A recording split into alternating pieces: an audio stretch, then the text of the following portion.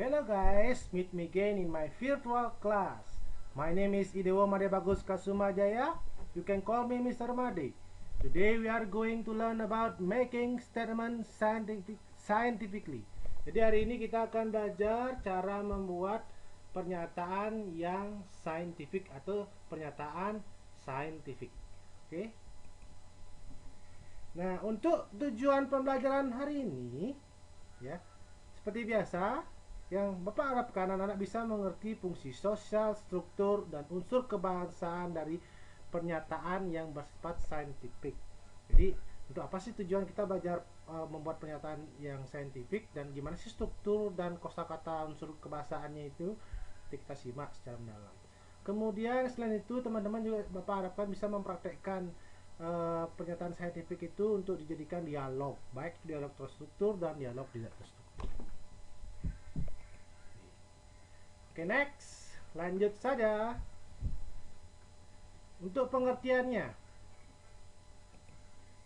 what is scientific statement? Apa itu pernyataan scientific statement? Apa itu pernyataan saintifik itu? Pernyataan saintifik itu adalah a statement that is objective, impersonal, and well suited to science writing. Jadi adalah sebuah pernyataan yang bersifat objektif, tidak ada praduga-praduga, tapi ada buktinya, objektif, kemudian impersonal, jauh dari kesan pribadi, dan cocok untuk well suited, ya cocok untuk penulisan akademis. Kemudian, why do we use scientific statement? Karena alasannya lebih sopan, more polite, ya, daripada kalimat aktif, more polite dan active voice, dan terkesan objektif, impersonal, dan cocok untuk scientific writing. Ya, kemudian where can we find scientific statement? Ya, biasanya ditemukan di medical and scientific journal. Jadi biasanya ditemukan di jurnal-jurnal ilmiah, dari jurnal-jurnal kesehatan biasanya ya. Oke, who usually use scientific statement? Siapa yang biasanya menggunakan pernyataan ilmiah ini? Biasanya para ilmuwan, scientist, baik itu ilmuwan pendidikan, ilmuwan kesehatan, kemudian ilmuwan biologi dan sebagainya, biasa menggunakan kalimat scientific statement ini. Kemudian when do we use scientific statement? Kapan kita makainya? Ketika we want to emphasize the receiver of or product of the action. Ketika kita mau menekankan receiver ya atau penerima aksi itu gitu ya. Nanti kita lihat apa sih receiver of action itu, nanti kita lihat ya. Kemudian how do we make scientific statement? Bagaimana kita membuatnya? Pertama, membuat scientific statement itu dengan membuat kalimat passive voice. Jadi kita harus belajar kalimat passive voice. Passive voice seperti apa? Ayo kita simak berikut ini. How do we make passive voice? Ya, pertama kalian harus tahu dulu prinsip pertama, teori pertama. Passive voice itu apa sih, Mr. Made? Passive voice itu is a form of the verb to be followed by a past participle. Contohnya dispersed dan investigated and a by praise ya. Jadi biasanya di follow by past participle dan by praise. Jadi itu passive voice itu adalah sebuah to be yang diikuti oleh past participle atau verb 3 dan diikuti oleh prasa by. Jadi fungsinya seperti yang kalian tadi ketahui, fungsinya adalah untuk emphasize the receiver or product of the action. Jadi itu fungsi dari passive voice. Contohnya ini receiver or product of the action. Contohnya plant seed are dispersed. Jadi plant seed ini adalah receiver of the action atau produknya. Jadi dia itu seperti penerima dari aksinya. Kemudian the relationship was investigated. Jadi the relationship ini adalah penerima aksi dari investigated ini. Kemudian the result have been analyzed. Nah, kemudian by praise itu yang merah-merah ini ya, yang by Win, by Smith et al, by us. Jadi kalau misalnya begini, the relationship was investigated by Smith. Ya, jadi relationship hubungan itu diinvestigasi oleh Smith dan kawan-kawannya. Jadi apa yang ditekankan di sini? Yang ditekankan di sini adalah hubungan ini, relationship ini diinvestigasi oleh orang ini. Jadi ini yang lebih ditekankan. Maka dari itu kita menggunakan menggunakan passive voice jadi seperti itu ya. Kemudian ini juga berlaku the result have been analyzed by us. Jadi the result ini kan ditekankan, jadinya dia tuh sudah dianalisa oleh kita. Nah, jadi kita itu tidak terlalu ditekankan, tapi yang ditekankan pun nih warna-warna ungu ini. Jadi ketika kita ingin menekankan receiver of the action, kita menggunakan passive voice.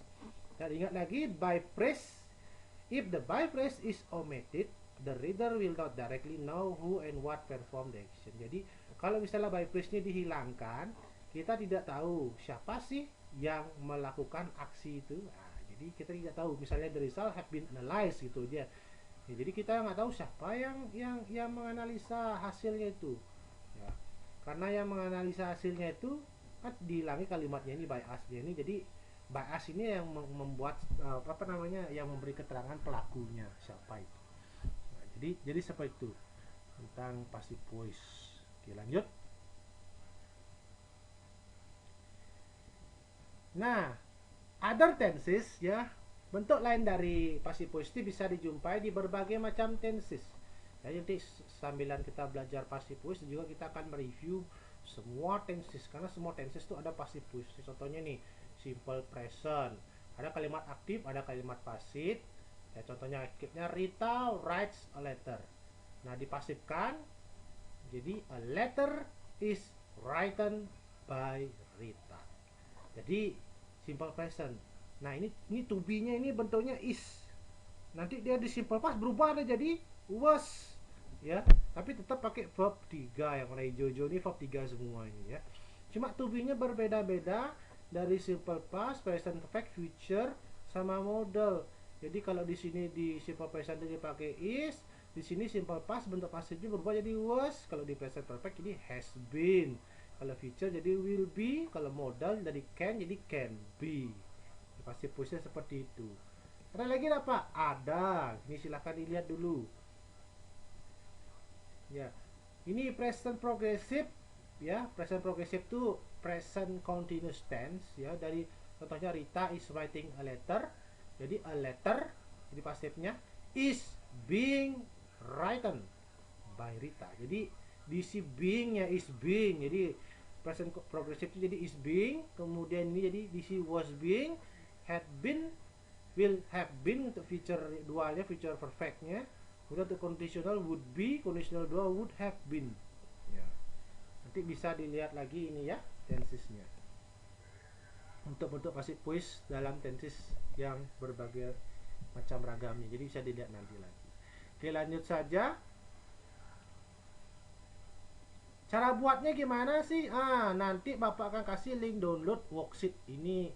Worksheet ini sangat berguna ya. Bapak dulu belajar tenses itu dengan menggunakan worksheet ini. Nanti kalian silahkan download, itu ada di link video di bawah itu. Nanti silahkan download di sana, di link di bawah itu nanti ada link untuk download worksheet. Jadi kalian nanti download, di print ini ya, dibawa kemana-mana. Kalau Bapak sih dulu pakainya kipas, jadiin kipas nih. Jadi setiap hari Bapak kalau kepanasan Bapak lihat tuh bisa ya.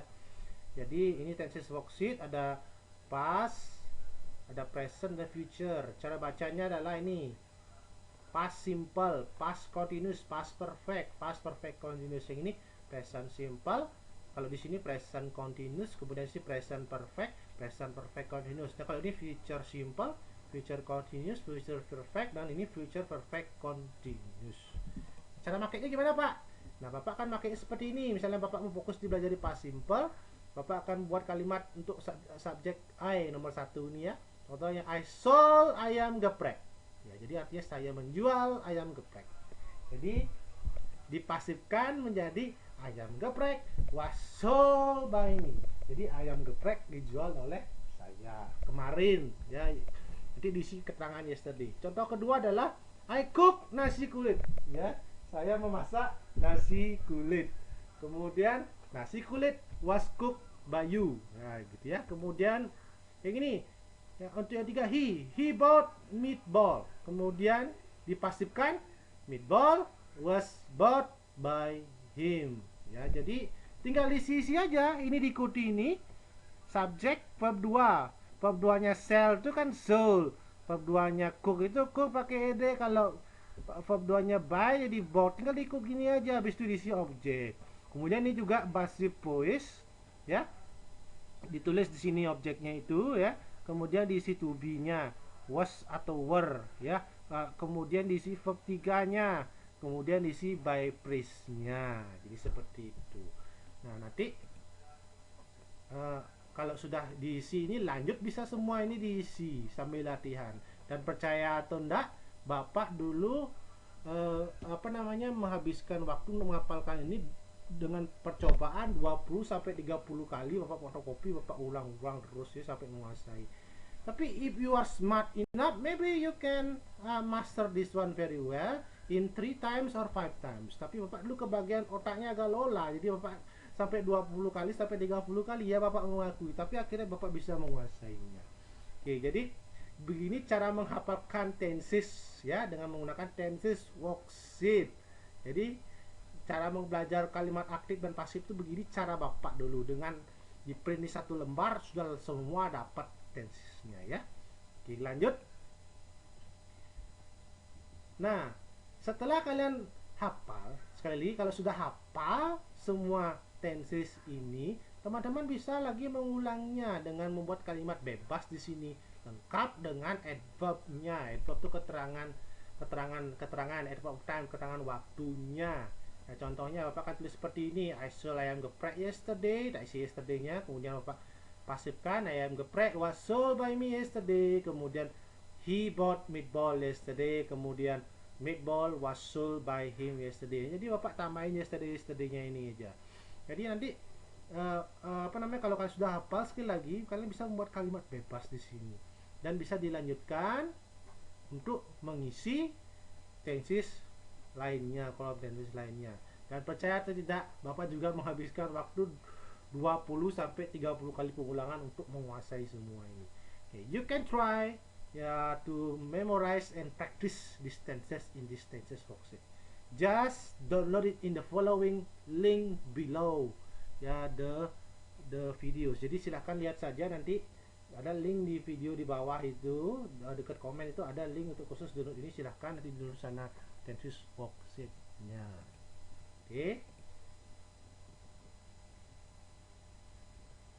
Ya, jadi segitu saja penjelasan tentang making statement scientifically. Jika ada pertanyaan silahkan hubungi Bapak di 087861453281 ya. Anda bisa menghubungi Bapak di WhatsApp yang mungkin agak slow respon sedikit, tapi biasanya Bapak akan membalasnya.